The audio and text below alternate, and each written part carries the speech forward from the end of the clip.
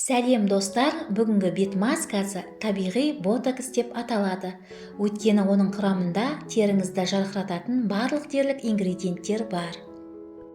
Масканы жасау үшін бізге 2 ас қасық каркаде шайы керек. Каркаде шайын блендерге салып ұнтақтап аласыз.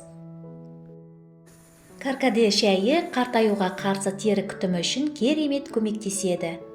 Және терінің серпімділігін жақсартады. Ұнтақталған каркаде шайын електен өткізіп аласыз.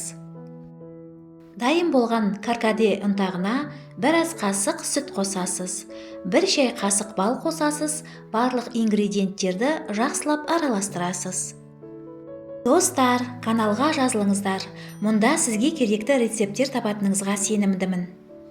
Бал косметикадағы кең тараған ингредиент болып табылады.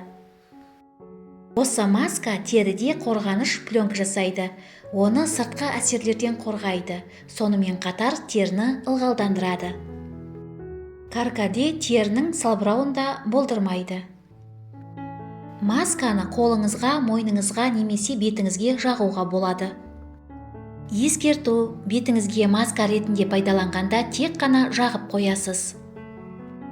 Ал пилинг ретінде қолданғанда массаж жасай отырып, жай уғалап қолданасыз.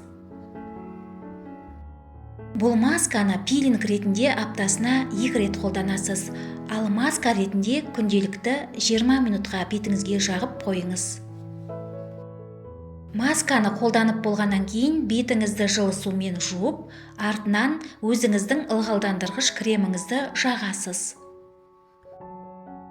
Деніңіз сау әрі сұлу болыңыз. Келесі кездескенше.